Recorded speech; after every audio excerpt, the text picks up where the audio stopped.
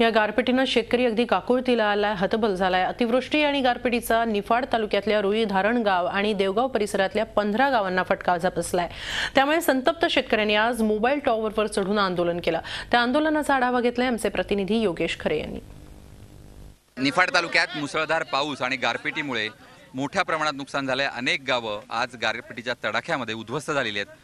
आपण बघू शकतोय की संतप्त रुई गावातील आणि देवगाव गावातील परिसरातील हे सर्व नागरिक या ठिकाणी टॉवरवर चढलेत आणि एकूणच या नैसर्गिक आपत्तीने खचल्यामुळे आत्महत्येचा प्रयत्न या ठिकाणी करण्याचं धमकी जी आहे ती या ठिकाणी दिली जाते, इशारा दिला जातोय। त्यांना मदत लवकरात लवकर जाहीर व्हावी, अन्यथा या ठिकाणी आत्महत्या करण्याची वेळ शेतकऱ्यांवर येईल, असंच प्रतिकात्मक हे आंदोलन या ठिकाणी आपल्याला दिसून येत आहे। गेल्या 2 तासापासून हे आंदोलन या ठिकाणी सुरू आहे।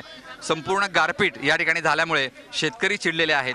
आपल्यासोबत काही शेतकरी आहेत, आपण त्यांच्याकडून जाणून घेऊया काय काय नुकसान तुमचं या गावामध्ये झालेलं आहे। काल अचानकपणे 5:30 ते 6:30 पर्यंत गारांचा आणि मुसळधार पाऊस झाला।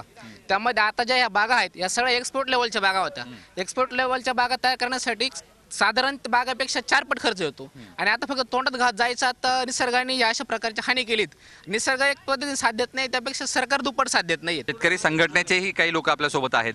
आता सरकार तुमचंच आहे तरी पण या ठिकाणी शेतकऱ्यांना आंदोलन करावं लागतं। पहिला शब्द जो तुमचा आहे का सरकार तुमचं आहे, परंतु शेतकरी संघटनेच्या माध्यमातून आम्ही 1980 साली सांगितलं सरकार कोणतंही असो पण त्याचं जे धोरण आहे ते शेतकऱ्याचं मरण असंच धोरण आहे। तुमची मागणी काय आहे? आमची मागणी सांगतो ना, तर आमची मागणी अशी की आमचे सगळेच पिकं उद्ध्वस्त झाले।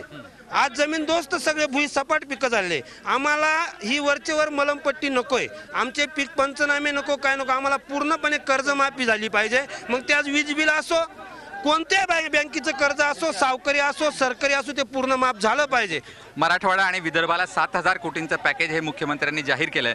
मात्र या ठिकाणी ओला दुष्काळ हा जाहीर व्हावा आणि संपूर्ण 100% कर्जमाफी या ठिकाणी मिळावी अशी शेतकऱ्यांची मागणी आहे। नवीन सरकारकडून त्यांच्या अपेक्षा वाढलेल्या आहेत। सरकारनं लवकरात लवकर घोषणा करून शेतकऱ्यांचा हा उद्रेक थांबवण्याची गरज आहे। व्हिडिओ जर्नलिस्ट लोकेश माळीसह योगेश खरे, झी मीडिया, नाशिक।